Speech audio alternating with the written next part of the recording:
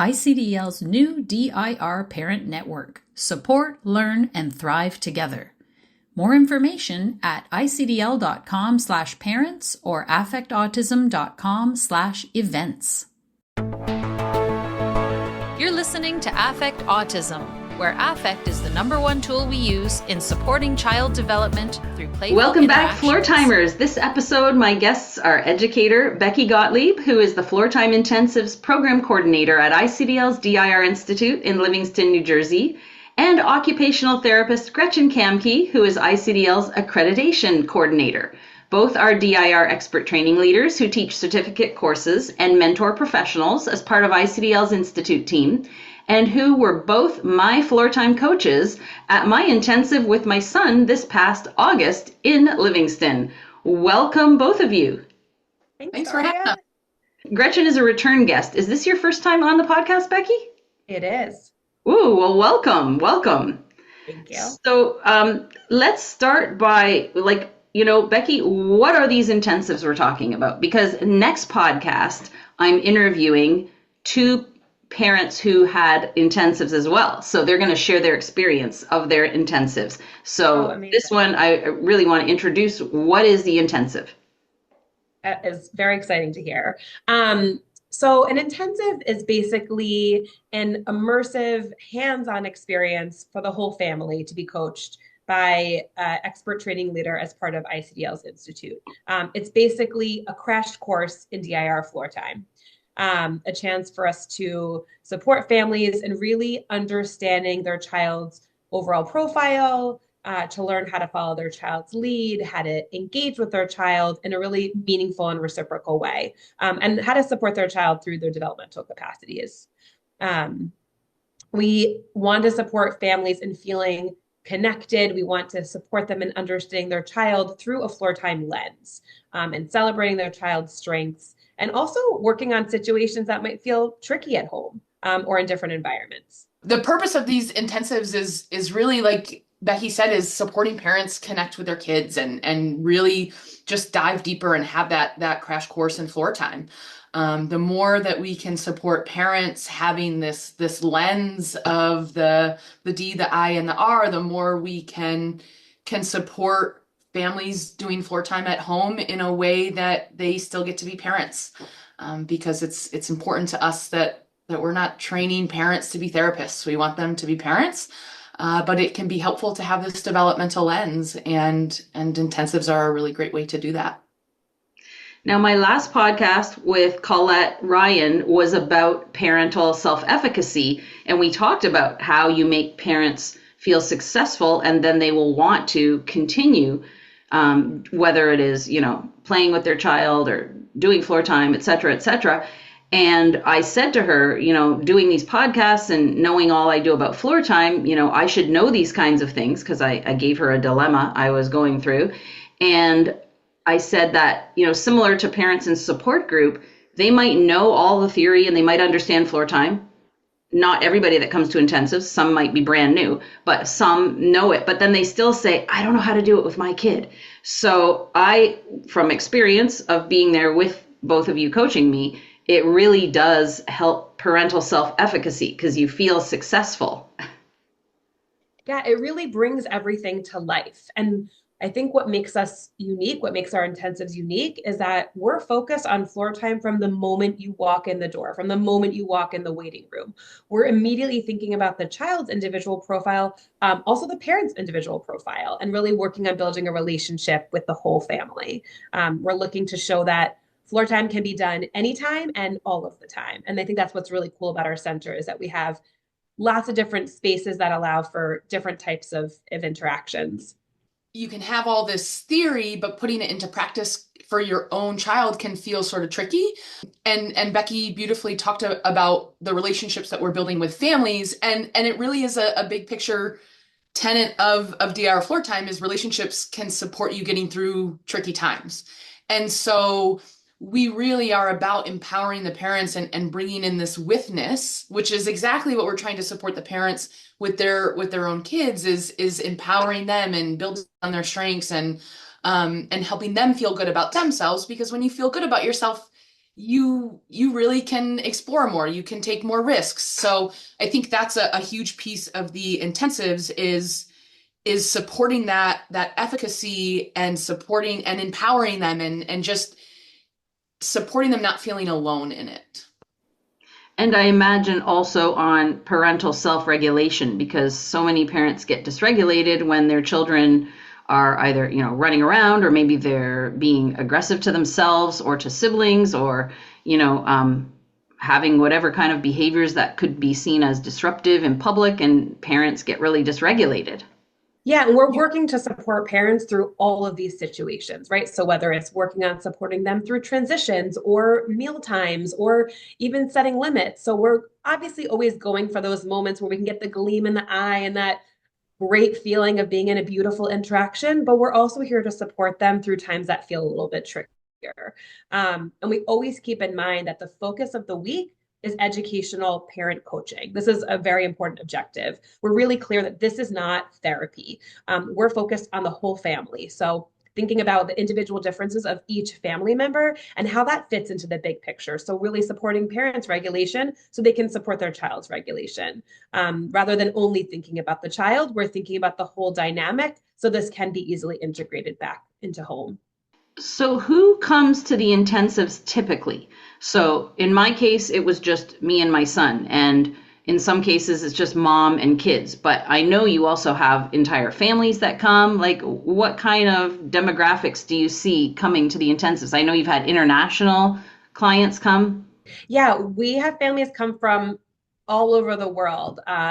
Japan, Ireland, Ecuador, California, Canada, and locally as well. We have a lot of families from New Jersey as well. And some people come back for repeat intensives. We welcome siblings to come, nannies, grandparents, everyone to participate in the intensive and be coached as well. Therapists can even come along with families to observe for a portion of the week. So everyone is welcome to come who really wants to work on supporting the whole family. So Becky, can you describe the process of how you start the intensive, sign up, and then how you meet with them in advance, etc.? Sure. So after deciding on a week that works to visit our center, each family receives 3 virtual sessions to give them an introduction to DIR. We want them coming in with at least a basic understanding of some of the language we might use, some of the reasoning for doing what we might be doing. And we also want to work on building that trust and relationship with the family and getting to know them as a family unit and as individuals. So they get those 3 virtual sessions before, and they also get 3 virtual sessions after, and we can chat about that too. Families also get 1 prep session to discuss logistics for the week, anything that they really want to focus on, any goals that they want to focus on. And during that prep session, they often meet the other training leader who is participating in the intensive as well, if they have not already.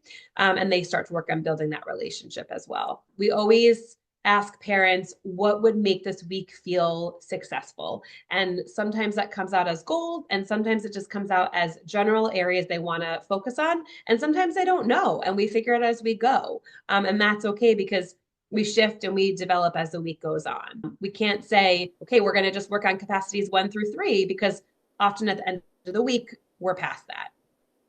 But something I always tell parents during these sessions is that our goal of the week is connection and coaching. We're not looking to see any massive developmental leaps throughout the week, but that almost always happens as we work through the FEDCs in a really intense way. But our goal is that connection with the family and coaching them.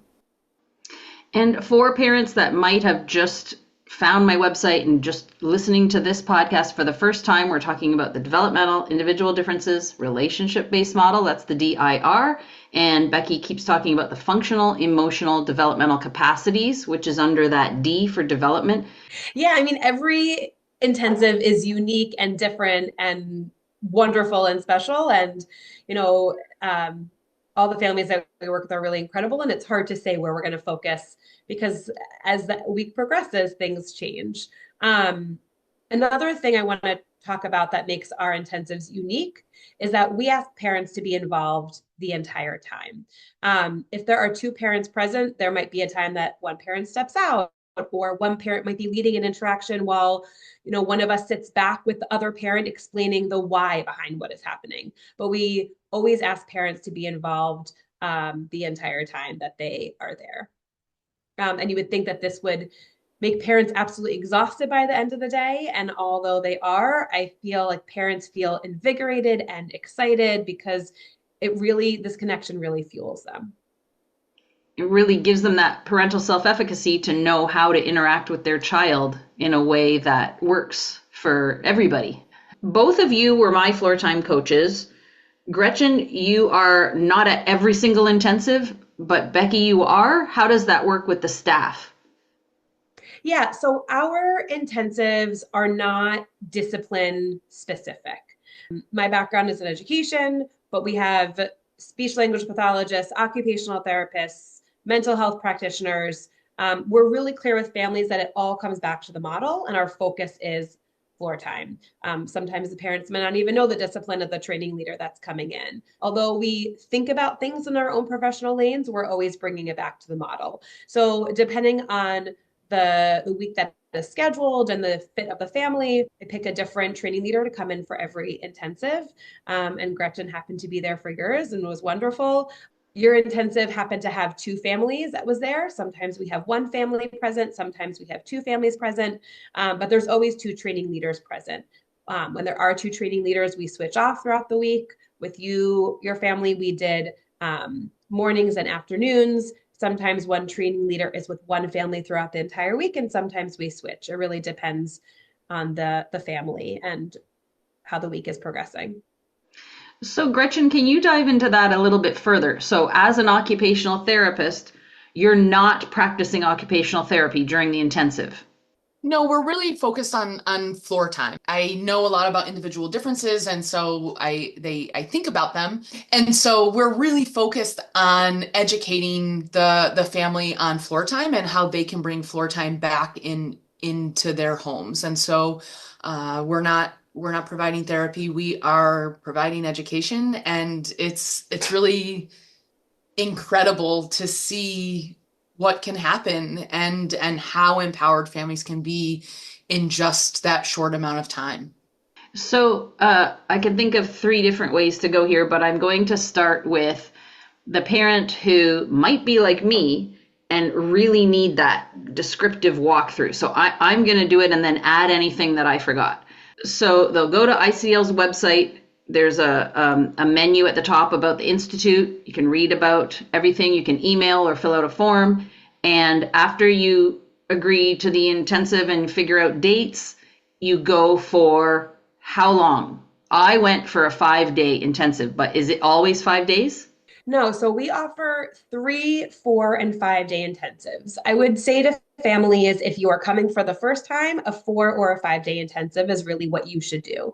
Intensives are 5 hours a day. It's 2.5 hours in the morning, and then we get an hour break for lunch, and then 2.5 hours in the afternoon, Monday through Friday. Okay, and so people are usually coming from, if they live at home and they're coming in New Jersey, that's fine. But for us, we had to get a hotel nearby and just had a quick drive in. It's in a lovely place with a big sensory gym and a number of other rooms. Do you want to describe the layout? And like you said, you arrive at a particular time in the morning and have 2.5 hours, then a 1-hour lunch break. We can either eat lunch there or, my son and I a couple times went out for lunch down the street. There's a Shake Shack nearby, which is delicious. And then I was not paid by Shake Shack to say that. And then we, brought our lunch another day because we went, I hear all about Trader Joe's being in Canada. We don't have Trader Joe's. We went, got food and everything, made it sandwiches and had lunch in house a couple of times. And then in the afternoon as well. And we have the evenings free to ourselves. Families are coming from all over the world. So I can help support families to find them a hotel nearby, an Airbnb. Some families prefer to stay in an Airbnb where they have a little bit more space and they can prep their meals. We are a short drive from basically anything you could want to eat. There's a lot within the area. So it's a really nice area. We're a commutable distance to New York City. So some families do take an opportunity to go to New York City after they're with us for the day if they still have the energy for that. But there's a lot within the area, and we can support families in finding what would make them comfortable throughout the week. A very cool thing that makes our intensive special is that we get visits throughout the week from Dr. Gil Tippy and Dr. Jeff Gunzel. They meet with the families, they coach us. We get to see them get down on the floor and do floor time themselves. We reflect together, and we're really lucky to have the opportunity to be coached by them ourselves. Yeah, as someone who is always learning and growing, that for me, that is a really cool part. And that's part of practicing floor time. Is it's this continuous learning experience. It's this continuous process of putting it into practice and reflecting on how it went. And that's what we're encouraging families to do too. So no one ever has it all, and we're all learning. And one of the things I love about intensives is we're sort of learning together.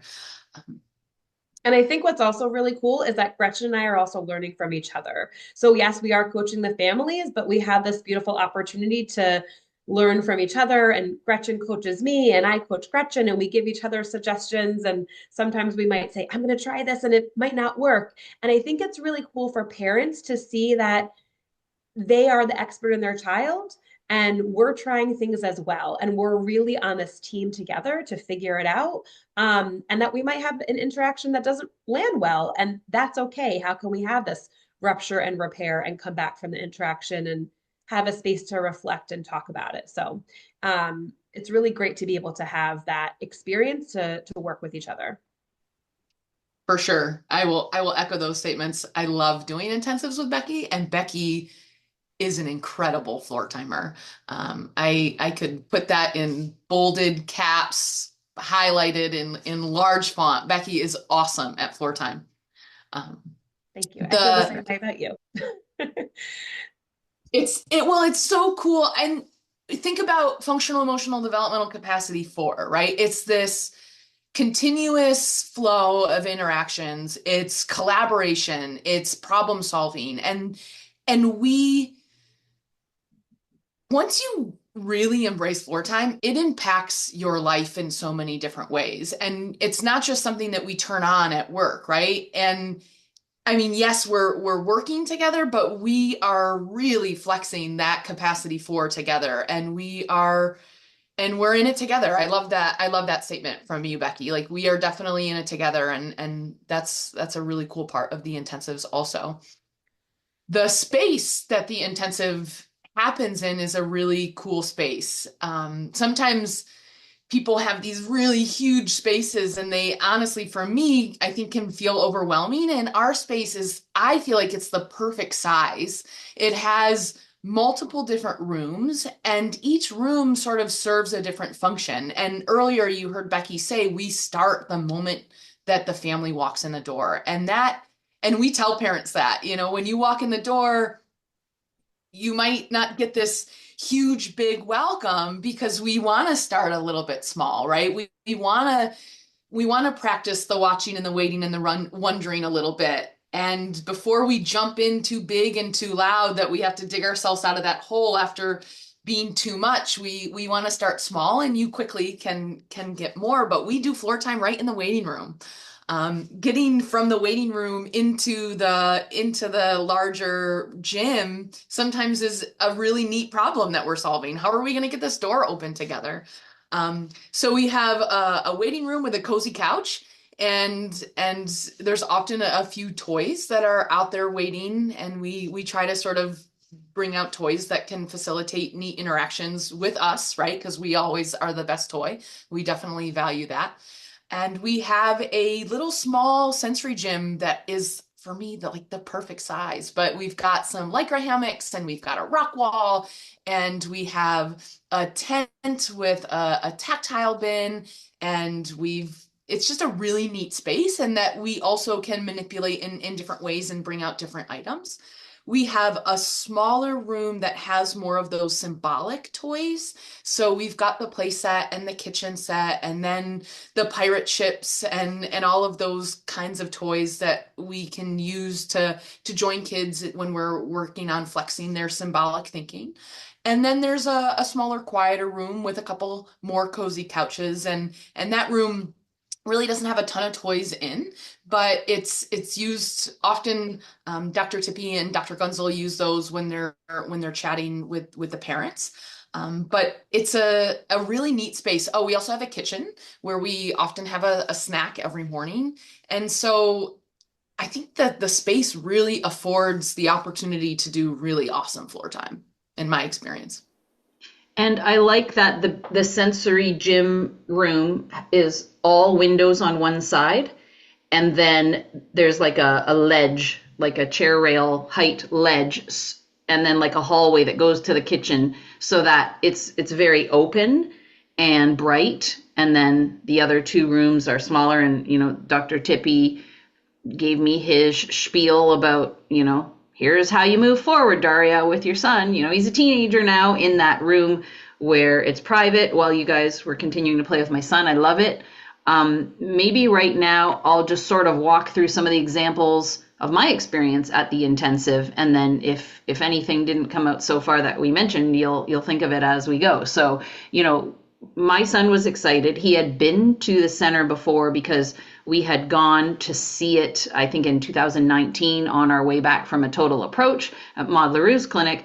So he got familiar with the space, even though we were just there for a little while and then went for lunch. So he knew the place we were going back to, and I explained to him that we used to call the intensives at Maud's clinic school camp. And so I called this, we're going to a new school camp. And he was super excited when he got in the waiting room because you had the magna tiles. And I think, I'm not sure if this was the first morning or not, but was it you, Becky, that you guys were building that big, humongous tower? And, eventually it got to the top and it was wobbly. And so doing floor time around that. And he was already having fun. Morgan is a staff member at ICDL who is at the desk for the intensives, and he loves Laura Secord chocolate. So we were very excited to bring him his mint chocolate bars. So my son had the chance to interact with him, and there's like a window where he sits. So, can knock on the window and, can you open the door? And then we have the whole going into the gym part. And I really liked how you just were so warm, and my son opened up to you guys, each of you, so instantly, and he just was already having fun from the first moment. And we knew that his interests are Super Mario, and he loves playing Monopoly. And so we had started off with Mario Game of Life like 2 years ago or something like that, but now he plays like the regular Monopoly game but uses Mario characters as the pieces. And so you guys right away got into that theme. I don't remember, which day, but I do remember thinking, oh my goodness, I'm going to have 5 days where I just have to sit and play the whole day. Now, my profile is very upregulated and hyper, and I need to be doing stuff all the time. Like I'm just do. And so one of my challenges that I recognized going through the certificate courses is that when I'm doing floor time, I'm not in the moment. I'm thinking about, I got to still do the laundry. I got to get this done. I've got to do this. I've got to work on that latest thing for my website. I've got to do this. So it's hard for me to stay in the moment unless we're really moving around and doing stuff. So we'd go to model train shows, or we'd go to the mall, or we'd go to get dinner, or we're, driving to school, listening to his Mario songs and doing fun things around that. So for me, the idea of just sitting and playing all day, I was like, oh my goodness, I can't do this. How is this going to work? And honestly, the time flew by, and I never felt that way once. Like it was just so engaging the whole time. And even though I knew all of the things about floor time and where we were challenging him, he definitely has constrictions in the earlier capacities, but he's really working in that fourth capacity, and we're trying to like jump into 5. you know, you guys really helped me understand the idea of prolonging those interactions, because he has so many ideas in his head and not necessarily the motor planning to act out all these ideas. So Maud used to say from the intensives years ago, he wants you to do everything because he has these ideas in his head. Like maybe he knows that he wants to build something, but he doesn't have the motor planning to actually build it himself. So he'll say, you do it, mom, you do it, so-and-so. And he would do that at school too. Boss the people around, like, and mama's was very bossy as a child too. So getting him having all these ideas popping out. So he had seen a Super Mario video of, you know, I don't know who makes this videos, but they're like stuffed animals and Mario's chopping wood. And then one at a time, the other characters come in and say, hey, Mario, you need to feed the cat. Hey, Mario, so-and-so's bugging me. Hey, Mario. And at some point, Mario's like, ah, and the axe flies in the air and comes down and chops his leg. And then they show the stuffed animal Mario in the hospital. And my son thought that was the funniest, greatest thing ever. So this is where we took some of the play. Was he wanted to break his arm, or he wanted to break his leg. I think another one of them jumps on the trampoline and falls off. And again, it's stuffed animals and it's just a silly little cartoon, and breaks his leg. So, you know, I mean, there's so many memories in my head, but one of them with Becky was, wait a second, I broke my arm. Okay. And then he's like, now you broke your leg. Now let's go to do Monopoly. Now let's do this. And all these ideas flying out. And Becky's like, whoa. Wait a second. I broke my arm. Ow. You know, and then for the next 45 minutes, we went through, she broke her arm. She had to go to the doctor. Where's the doctor? Who's the doctor? What do I need? Oh, an x-ray. You know, it took him some conversation like, I wonder what I need to do. And then eventually he said x-ray. Oh, who's going to do the x-ray? Mama. Okay, I'm going to do the x-ray. I grabbed some kind of, you know, plush pillow block or whatever. I'm like, this is the x-ray machine.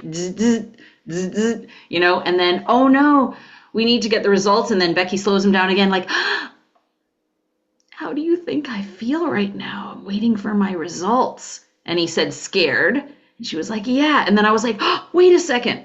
How do you think I feel? I have to tell her the results. I'm scared to look at the results. Like, what if they're bad? How am I going to tell her her arm's broken? Oh no. And dragging all this out. Like I said, like I'm saying it in 2 minutes and 30 seconds or whatever, but it was 45 minutes. Then eventually, okay, it's broken. Now what? How do I feel? What do I have to do about it? Came up with the concept of doing exercises. So Becky said, tell me 3 exercises. And I think he did this as one. And I don't remember what the other 2 were, just random moved his arms. Okay, how often do I have to do them? When do I come back for my checkup? And so this idea of, I broke my arm. Oh, you broke your arm. Just like Mario or Luigi broke his arm in the video, stretched out to 45 minutes of back and forth, social problem solving, coming up with, you know, bringing in that emotional element. I could go on to another play scenario, but do you want to comment? Well, one of the things, I'm thinking so many things about what you just said, but you're talking so much about the process, right? And we have this beautiful gift of time during the intensives. And that might not always feel how it is in real life. And I think what intensives do is it gives parents permission to say, this is my focus. This is my focus right now. And when you give yourself permission to solely focus on doing floor time, incredible things can happen. But when we have that process where we can really slow it down, your son has incredible ideas. He has things he absolutely loves, and he loves to share them with others. But what we wanted to do was push it a step further, help him expand on them, but get these interactions to be reciprocal, right? Because he would tell Gretchen and I to do different things and break things and, you know, play different games, but it wasn't always about, we felt on Monday and Tuesday, about the actual interaction and about, Daria, your idea or my idea or Gretchen's idea and our emotional aspect of it. So we really wanted to help him think about how he can expand on his ideas to involve others in a meaningful way to get these reciprocal interactions. And we have this beautiful gift of time that allows us to drag out the process, slow it down, which really helped his motor planning. Yeah. And And we didn't have to tell him his ideas, like we didn't care about his ideas, right? We were over and over acknowledging his ideas. And that's like the essence of following his lead is where is his affective drive? Where's his affective intent? And where are the ideas coming from? And we knew where some of them were coming from, but like Becky just beautifully stated, we were trying to expand them. We were trying to stretch his ideas. We were trying to sort of slow him down a little bit so he didn't have to be overwhelmed with his own ideas, right? Like sometimes our ideas can become overwhelming. And so how do we, and think about all the capacities that we were stretching in there, right? We were trying to expand his visualization capacities and sort of using humor to play with some of his ideas a little bit. I remember, I don't really know the characters that he was talking about, but it gave him an opportunity to sort of empower me about the characters. And then I'd sort of make a joke about combining two of the characters' characteristics, which in following his lead creates this opportunity where he has to sort of visualize it a little bit differently. So it's not this is the idea, it's what about this idea? But because we were in it together, relationship and pacing sort of allowed him to sort of think about it, and humor too, because humor for me is a huge strategy that I use. But and then bringing in the emotional piece of it and expanding that emotional and symbolic thinking and helping him sequence the ideas together and think logically through it. So in relationship, we were able to bring safety to some of those emotions, which is how our own sort of resiliency factors can expand, is bringing safety to some of that. So I feel like I just threw a bunch of non-sequential ideas at you, but I just hearing you describe that experience is just, I don't know, it makes me want to celebrate floor time and celebrate these intensives and just really think about all of the, I'm about to say magic, and you both probably know I don't really love that word because magic isn't real. There's intentionality behind it, but floor time is awesome.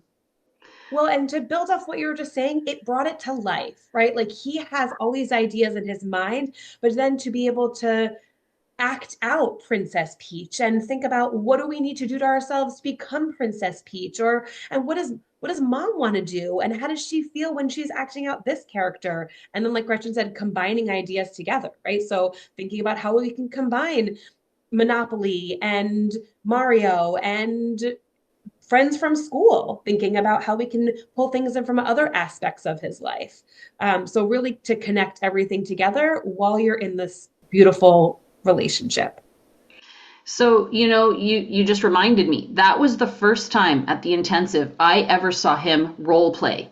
So he wrapped the Lycra sheet around him and said, "I'm beautiful, I'm Princess Peach," which was hilarious because I don't go around saying I'm beautiful or that stereotypical princess thing. Like, where did he get that from? Like, it just was so cute and funny to see him take on a role. And then he was like, "I'm Bowser," and then he was mean and everything. But one of the things I loved about what you were saying, Becky, like visualizing it and bringing it into real life, or however you worded it, was Gretchen said, "Oh, okay, you like Monopoly. Well, let's make a game." And she got painter's tape, and then we made the spaces. So again, stretching like what I'm about to say in 30 seconds into 45 minutes. Like, okay, what are the spaces? Oh, a triangle. What color? Orange triangle. Okay, I'm taping an orange triangle. What's this? Oh, a circle. Okay, I'm taping a square, a circle, whatever. And then, okay, what does each space mean? Okay, how do we play? Where's the dice? Let's use this as a dice. Okay, what does this mean when we land on this space?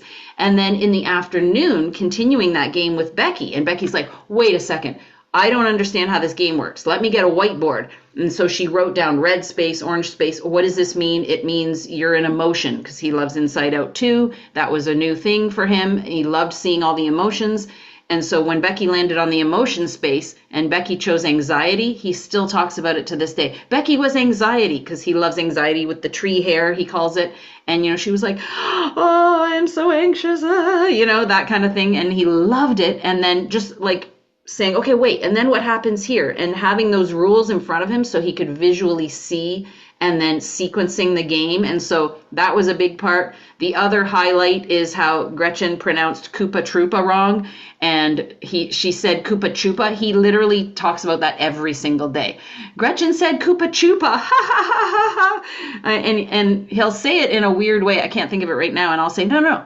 She thought you said Koopa Chupa, but she misheard it, because he'll say, I forget what he says, but anyway, he talks about that every day. And how Gretchen was the terrible doctor, because at some point he was laying in what looks like a playpen, but it has Lycra. I don't know what it's called, but the Lycra sheets he spent. The what? It's called a Boundex. Okay, so he was sitting in there. He loved that place. He spent most of the week in that place getting that proprioceptive input. And he said he broke his arm or whatever, and then his ear hurt, and, again, stretching it all out. What's going to happen? Gretchen was the doctor. Gretchen says, do you want me to be a good doctor or a terrible doctor? He said a terrible doctor and starts giggling. And then, his ear hurt. What should we do? And he said, chop it off. And, I don't want to alarm parents, like we're not chopping off body parts or anything, but this was my son's humor, because it was a pretend. He's very aware of pretend and not pretend in this silly Mario video with the stuffed animals where, Mario's leg got chopped off. So Gretchen chopped off his ear, and then I was like, ew, it's bleeding everywhere. You need something. And so Gretchen handed him this flat, almost like those things that you use to open jars. It's like a flat circle of rubber or something, silicone, and he puts it on his arm and then on his ear to block the blood. And then he starts using it as a phone, which I thought was weird. So I said, wait, your blood's going everywhere. You need something else as a phone. So we handed him something else, and just playing out all these ideas, but each time stretching them out, bringing them to life, etc. So it was wonderful. I felt empowered because now I knew how to go home, and we have painter's tape all over our floor right now because we started making the game at home. He wanted to buy those body gloves, or whatever they're called, body socks. It's like a Lycra material that you snap, and he gets in it, and he wears that. So of course he wanted every color. I'm like, I'm not buying every color. We bought 2 colors, and they're sitting on the couch, and he's not using them most times, but at least they're there. He talks about going back all the time. Our whole drive back, we drove back to Montreal from there during Cyclone Debbie, and in the rain and everything, all he talked about is, I want to go back. I want to throw school in the garbage. I just want to go to school camp, just talking on and on. He's asking me every day, when are we going back? When are we going back? So it was so much fun for him, and it was very fun for me and empowering. I want to also say your son was able to share how powerful and meaningful this was with you, which is incredible. That's not always the case. And you're talking about how we were by the end of the week, we're working at, some of these later capacities. And I bet you could have never predicted in the beginning of the week that was going to happen where we got. But I do want to also make sure that parents know that sometimes we're just working on capacities 1 and 2, and it still feels as powerful for you and your child as it would if you were working on capacities 4, 5, and 6. Your son is a teenager. We have had 2-year-olds come in, 3-year-olds come in, and have just as meaningful and powerful weeks as we would with a 8-year-old, 10-year-old, 15-year-old. And that is what is so incredible about Floortime, is that we're just meeting this family where they are developmentally and helping them all work through their FEDCs. And you never know what's going to happen at the end of the week and where you'll be, but it is almost always as powerful for the whole family as it was for your son. And I love that he's still talking about it constantly, because they all feel that much fun to us, and we do play until we all have fun. And next podcast in 2 weeks, stay tuned, because the parents are going to describe their experiences, and their children are much younger than mine. So you'll hear another example. We can't be attached to what it looks like. We don't know what it's going to look like. But when you join people where they are and you are intentional about what you're doing and how you're tailoring the interactions, it's really cool what happens. Awesome. Well, thank you so much for meeting to discuss everything. Is there anything we didn't discuss that we forgot that you want to throw in before we wrap it up? The intensives I mean, they're intense. They're intense for us, just as they're intense for the family, but they are powerful, and it is really one of the most powerful experiences, or some of the most powerful experiences I've ever had in my career. Those intensives, they are amazing. I do want to follow up by just saying that families do also get 3 virtual sessions after their intensive. You have this incredible week, and then we say goodbye. And sometimes it's like, okay, well, now what? How do I recreate this? So those 3 sessions afterwards are sometimes with myself, and then sometimes are with the other training leader that was present. And we talk about how can we help support your family so you can continue to do this at home. Sometimes it's just checking in, sometimes it's video review, and sometimes it's sitting there and gushing about how amazing the week was. But those 3 sessions are really spent to help you integrate things back into home. And I will put links in the blog post for today's podcast. There is, if you're listening to this at the end of 2024, there is a promotion right now for intensives. What is it, Becky? It's 20% off for any intensives that are booked through the month of February. So December, January, and February, you get 20% off of intensives. If you want to book an intensive, summers are incredibly busy for us and fill up very quickly. So if that's something you're interested in, I would suggest reaching out as soon as possible. And before summer, feel free to contact us to schedule a week, and we can work with your family. And we're also going to put some pictures of the space on the blog post, and I will put a link to a video where you see some other families talking about their experiences at intensives, the promotional video per se for the intensives. So thank you so much, Becky. Thank you so much, Gretchen. It was fabulous having the intensive with you, and I'm so glad you're able to talk about it with me on the podcast. Thank you. Thank you. Until next time, here's to choosing play and experiencing joy every day.